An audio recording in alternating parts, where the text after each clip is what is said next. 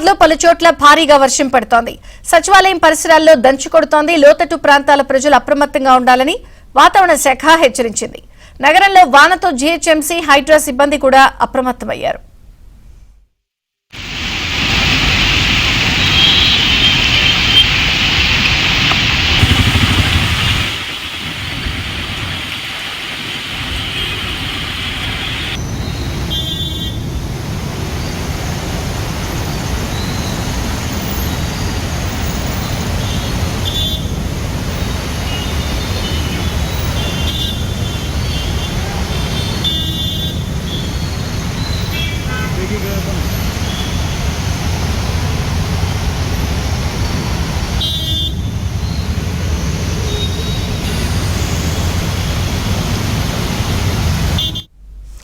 హైదరాబాద్ లో పలు ప్రాంతాల్లో కుండపోత వర్షం కురుస్తోంది. పలు చోట్ల భారీ వర్షం పడుతున్న నేపథ్యంలో ఇక హైదరాబాద్ తో పాటు 10 జిల్లాల్లో కూడా ఎల్లో అలర్ట్ ఇచ్చారు. రికార్డు స్థాయిలో వర్షపాతం నమోదవుతోంది.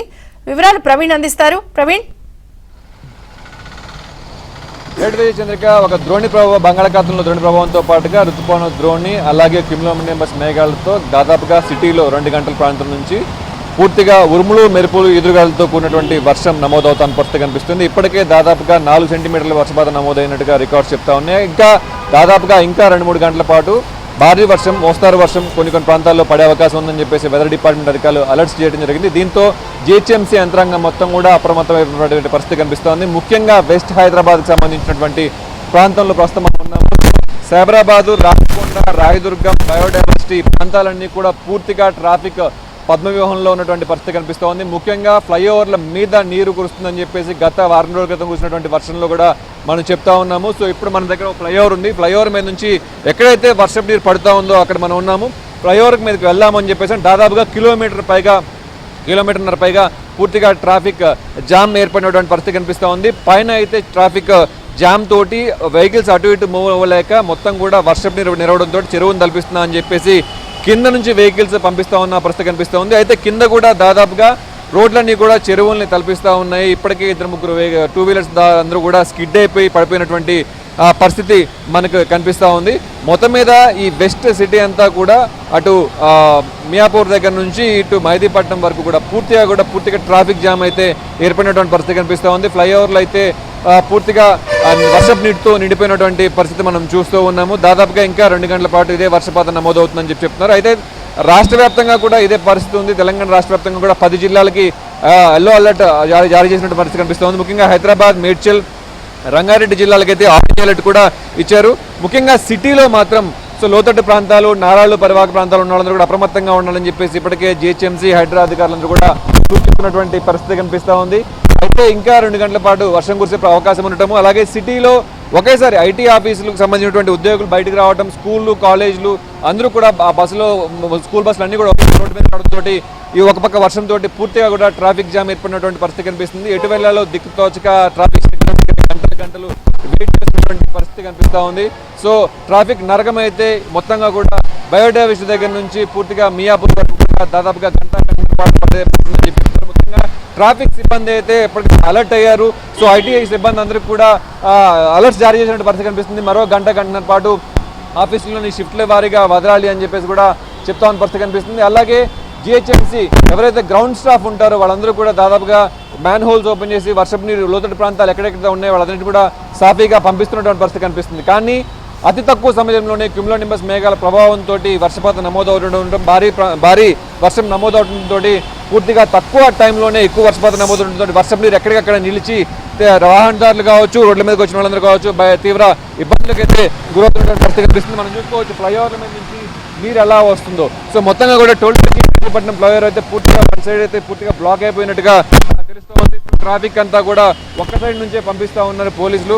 సో మొత్తంగా కూడా జీహెచ్ఎంసీ అధికారులు మనం ఆంధ్రజ్యోతిలో మెయిన్ పత్రికలు కూడా రాసాము. ఎక్కడికక్కడ ఈ ట్రాఫిక్ సంబంధించినటువంటి ఇక్కట్లు వర్షం పడితే ఎలా ఉంటుందో గ్రేటర్ హైదరాబాద్లో చేసాము. కానీ ఫ్లైఓవర్లు అన్ని క్లీన్ చేసినప్పటికీ హోల్స్ అన్ని క్లియర్ చేస్తారు. కానీ డస్ట్ ఎక్కడికక్కడ మళ్ళీ అక్కడే పెట్టడం, క్లీన్ చేయకపోవడం, డస్ట్ అంతా తీసేయకపోవడంతో మళ్ళీ అదే హోల్స్లో అంతా కూడా ఫ్లైఓవర్ దగ్గర కిందకు వచ్చే హోల్స్లో మళ్ళీ ఆ డస్ట్ అంతా పూరుకుపోయి ఫ్లైఓవర్ల మీద వర్షపు నీరు నిలిచినటువంటి పరిస్థితి కనిపిస్తూ ఉంది. ఈ రోజు కాదు, దాదాపుగా ఇంకా రాష్ట్రంలో 2-3 రోజుల పాటు తీవ్ర వర్షాలు ఉంటాయి. హైదరాబాద్, రంగారెడ్డి జిల్లాకు సంబంధించి ఆరెంజ్ అలర్ట్ కూడా జారీ చేసిన నేపథ్యంలో ఇంకా రేపు ఎల్లుండి దాదాపుగా 4 రోజుల పాటు భారీ వర్షాలు కూడా పడే అవకాశం ఉందని చెప్పేసి వాతావరణ శాఖ అధికారులు హెచ్చరిస్తున్న నేపథ్యంలో జిహెచ్ఎంసీ అధికారులు అప్రమత్తం అయిపోయారు. ముఖ్యంగా ఇంజనీరింగ్ లోపాలకు సంబంధించి మనం లాస్ట్ టైం ఆర్టికల్లో కూడా చెప్పాము. జిహెచ్ఎంసీ అధికారులు అందరూ కూడా ఇంజనీరింగ్ సంబంధించిన విఫలమవుతున్నారు. ట్రాఫిక్కి సంబంధించినటువంటి ఇక్కట్లో ముఖ్యంగా ఫ్లైఓవర్ డిజైన్ కూడా ఈ లోపాలు ఉంటాయని చెప్పేసి కూడా మనం గతం నుంచి కూడా ఆంధ్రజ్యోతిలో చెప్తూనే ఉన్నాం. కానీ ఇలాంటి పరిస్థితుల్లో ఈ సీజన్లోనే మనం ఇది సెకండ్ వర్షపాతం అనుకోవచ్చు. ముఖ్యంగా గత 2 వారాల నుంచి లాస్ట్ వారం అయితే భారీ వర్షపాతం నమోదైనప్పుడు సిటీలో ఫ్లైఓవర్ల పరిస్థితి అయితే చూసాము. కానీ ఇప్పుడు కూడా సేమ్ పరిస్థితి ఎదురవుతూ ఉంది. వర్షం పడితే అడుగు వేయాలంటేనే, బయటికి రావాలంటేనే భయపడే పరిస్థితి అయితే నెలకొని ఉంది. అయితే ఇంకా దాదాపుగా ఇంకా 2